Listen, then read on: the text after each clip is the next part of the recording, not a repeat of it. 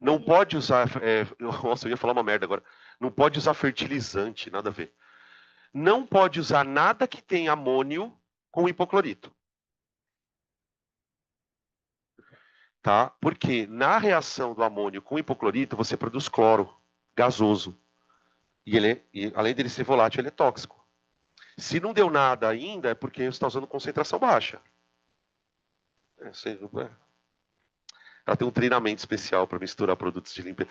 Agora, é isso que eu queria entender de vocês. É porque assim, eu limpo casa também. Como assim potencializar um produto? O que você quer que ele faça?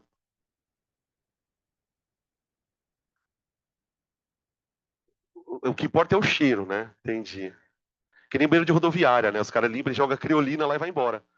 A merda continua lá, só que com a criolina. Nada, ó, gente, limpar a casa, fala pra você, tá? Eu falo por mim. Eu uso detergente. Não, não, calma. Depende do dia, né? Tem uma hora que tem que esfregar a casa, né? O quintal principalmente. No quintal, o que que eu faço? Eu só jogo hipoclorito. Por causa da anina, por causa do xixi. Só, eu não. Por exemplo, eu vou limpar a privada. O que que eu faço? Eu ponho só o detergente, mesmo o detergente de lavar louça, e faço aqui, ó. Não, gente, isso é uma enganação. Isso é enganação. Já tá limpo lá. Com detergente funciona. É que os produtos eles deixam um cheirinho, né? Tá, o ideal seria você fazer uma limpeza com detergente e depois jogar um pouquinho de cloro para ficar matando as bactérias, mas só. Olha, gente,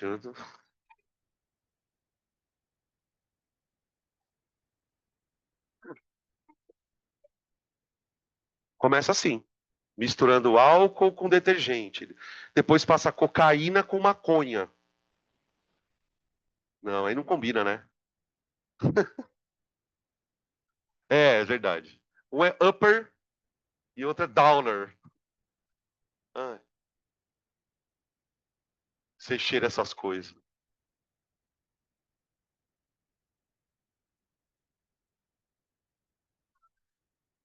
Eu não sei, essa história é meio lenda, tá?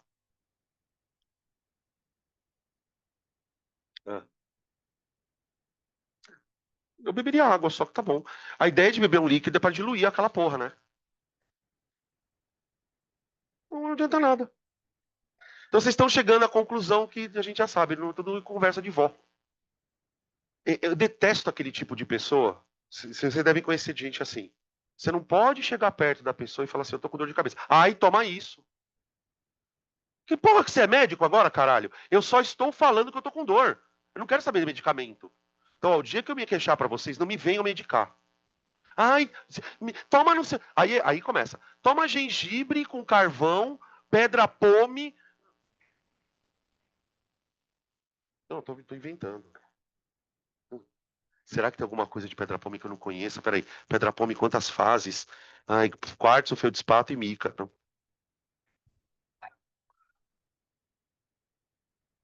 Vamos lá, gente. Vamos começar a nossa química orgânica. A gente vai começar falando do carbono. Nossa, mas o que que eu tenho que falar sobre o carbono? Mano, você não tem noção. Para a gente poder entender orgânica de forma concreta, geralmente a imagem que você possa ter da orgânica talvez seja aquela coisa decoreba. A história do Match Et Prop Boot, você ficou provavelmente 80% do seu tempo na escola aprendendo Match Et Prop Boot. E aí chegou na hora de aprender orgânica, acabou o ano. Então, a gente não vai priorizar nomenclatura. Não quero priorizar nomenclatura. A gente vai falar o básico do básico do básico do básico da nomenclatura, gente. Por quê? Porque o mais importante, que é a parte de propriedades de compostos, isomerias e reações, a gente vai dar bastante atenção. Tá? Porque normalmente o que acontece? Orgânica, a gente tem que tomar muito cuidado para não cair na, no engodo. Por quê? É uma aula tão levinha que você é capaz de ficar ali brincando de nomenclatura o resto da vida. E o conteúdo mesmo não aparece. Então, para a gente começar, eu faço sempre assim. As primeiras aulas de orgânica são para entender o que tem de especial no carbono. Carbono é um elemento que faz 4 ligações, até aí tudo bem. Mas o que chama atenção no carbono não é só o fato dele fazer 4 ligações. É o fato dele fazer 4 ligações de maneiras diferentes. Ele pode fazer ligação simples, ele pode fazer duas duplas, uma dupla e duas simples, duas duplas, né? Uma tripla e uma simples. Ou seja, ele é muito versátil.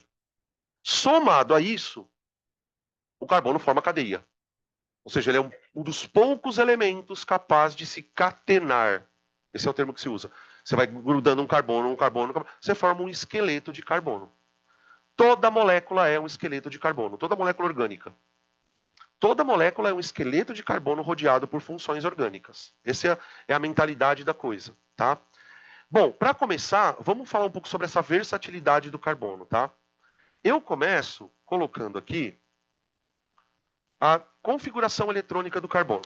Tá? Então a gente vai pegar o carbono sozinho, vamos usar o diagrama de Linus-Pauling e vamos fazer a configuração do carbono.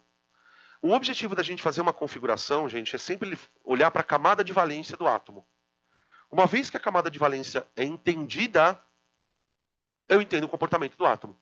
Tá? Então vamos lá. 1s2. Aqui eu coloquei o número atômico do carbono, tá, gente? Esse 6 aqui é o número atômico. 2s2, 2p2. Tá bom? Quem que é a camada de valência aqui, gente?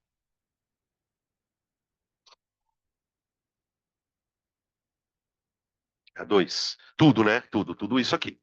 Isso aqui é o subnível de maior energia e esse aqui é a camada de valência inteira. Agora, olha que coisa mais estranha. Vamos dar uma olhada nos orbitais do carbono.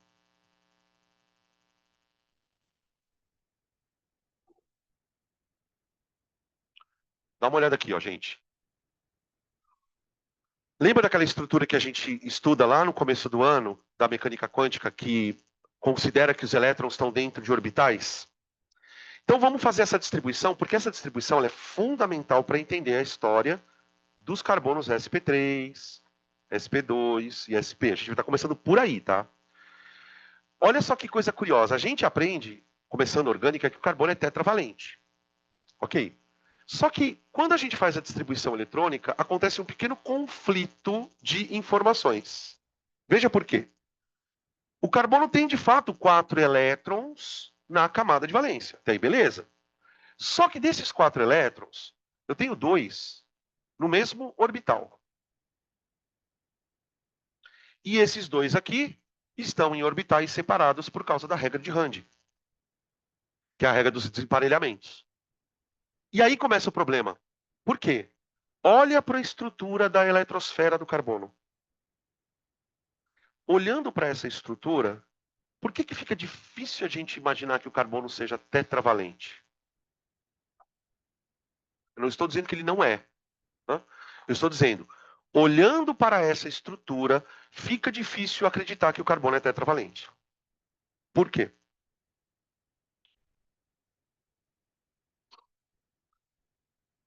Gente, que tipo de elétron o átomo pode compartilhar? Desemparelhado. Desemparelhado. Esses elétrons não estão desemparelhados. A estrutura eletrônica do carbono, ela deveria ser assim, ó. Isso aqui é a estrutura prevista. Estrutura prevista.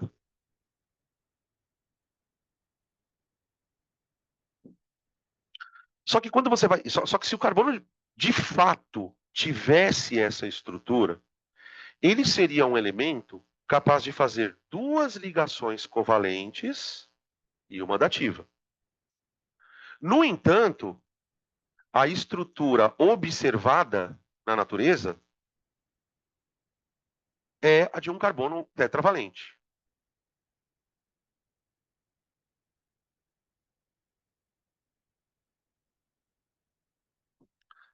Então, assim, a nossa primeira aula de orgânica ela já começa com problema. Por quê? O carbono é tetravalente. Isso não é mentira, porque a natureza mostra isso. Porém, a estrutura dele não condiz com isso. Então, a gente já começa a aula tentando resolver um problema. Como é que eu saio disso e vou para isso? Se a estrutura não é essa, como ela se transforma nessa? Presta atenção na palavra que eu estou falando. Se a estrutura não é essa, como é que ela se transforma nessa? Então aqui nasce a primeira teoria que é fundamental para entender a química orgânica, que é a teoria da hibridização. Sabe aquilo que você mais decora, SP3, SP2, SP? A gente vai entrar no âmago disso. Vai te explicar por que chama SP3, por que chama SP2, por que o benzeno tem ressonância, por que o carbono saturado só faz 4 simples. Tem toda essa parte introdutória, ela está nesse processo aqui. Ok? A teoria que a química usa para explicar esse fenômeno, ela parte da seguinte premissa. Olha, de fato, a mecânica quântica prevê que o carbono é assim. Só que o carbono, assim como outros elementos, isso não é um fenômeno exclusivo do carbono, ele consegue remodelar a sua camada de valência, fazendo com que os elétrons que estejam emparelhados desemparelhem. Ou seja, como se o carbono tivesse a capacidade de modificar a sua camada de valência. Esse processo de modificação, que a gente vai estudar nas próximas aulas, ele é chamado de hibridização. Ou hibridação, tanto faz.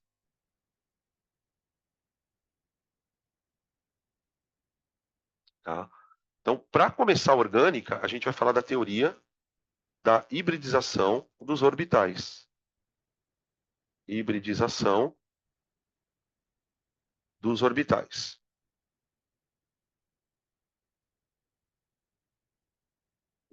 Aqui. Fala. Você ia perguntar alguma coisa? É a mesma coisa. Mesma coisa. Então, ó, teoria da hibridização dos orbitais. Ela vai propor um mecanismo de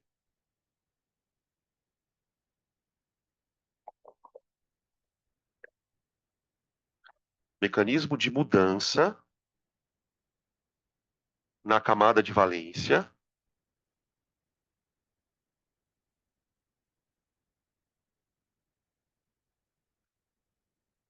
geralmente resultando no desemparelhamento de elétrons. Geralmente resultando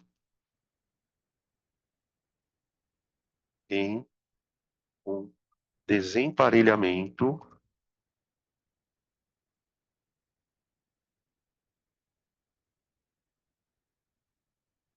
de elétrons.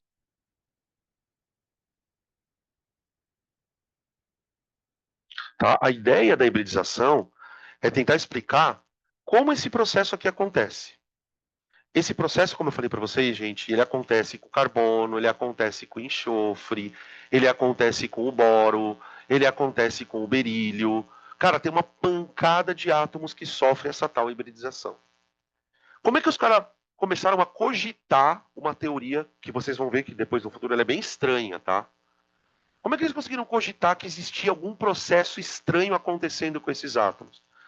Porque os químicos começaram a perceber, por exemplo, sabe quando começou essa merda? Quando eles começaram a perceber que a regra do octeto não funcionava para todo mundo. Eles começaram a ver elemento com 3 ligações, elemento com 5 ligações. Então, esse tipo de anomalia começou a aparecer com muita frequência na química. Quando que a coisa virou assim insustentável? Quando eles começaram a perceber que alguns elementos podiam formar moléculas completamente diferentes. Por exemplo, eu sempre cito esse caso porque ele é um caso legal. Ó. Olha para essa molécula aqui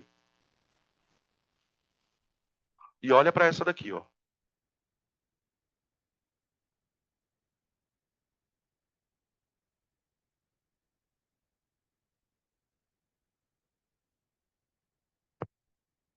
Qual dessas duas moléculas está certa? As duas. Não é que essas estão certas, elas existem. Se o bagulho existe, gente, qual é a nossa tarefa? Explicar. Só. O que chama muita atenção nessas duas moléculas é a camada de valência do enxofre. Se você considerar que o enxofre é da 6A, ou seja, ele tem 6 na camada de valência, Aqui ele está com o octeto completo, ó. Aqui ele está fazendo duas simples. E ainda tem uns par de elétrons sobrando lá para fazer dativa. Ou coordenada. Agora, olha para isso. A única explicação plausível para o enxofre fazer 6 ligações é que o enxofre tem 6 elétrons desemparelhados. Se o enxofre tiver elétron emparelhado assim, ó, ele vai fazer ligação dativa. Então, esse tipo de descoberta na química fez com que os químicos parassem, olhassem para a teoria do octeto, olhassem para essa teoria da valência e falassem assim, peraí. Tem alguma coisa muito estranha acontecendo aqui.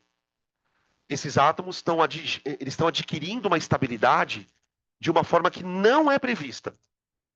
Então, o que a gente vai tentar fazer aqui é montar uma teoria para explicar isso, tá? Então, toda vez que você ouvir falar em carbono sp3, carbono sp2, carbono sp, entenda que são carbonos cujo comportamento vai ser explicado por essa teoria aqui, tá bom? Vamos tomar café? Que horas são? Então, pronto.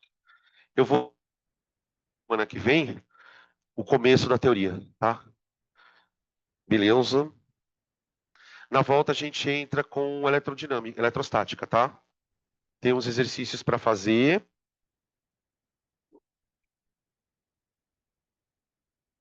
E nós voltamos. Oi,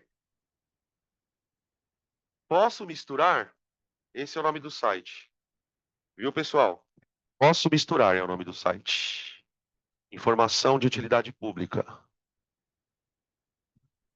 Mas só tem produto de limpeza ou tem droga também? Cerveja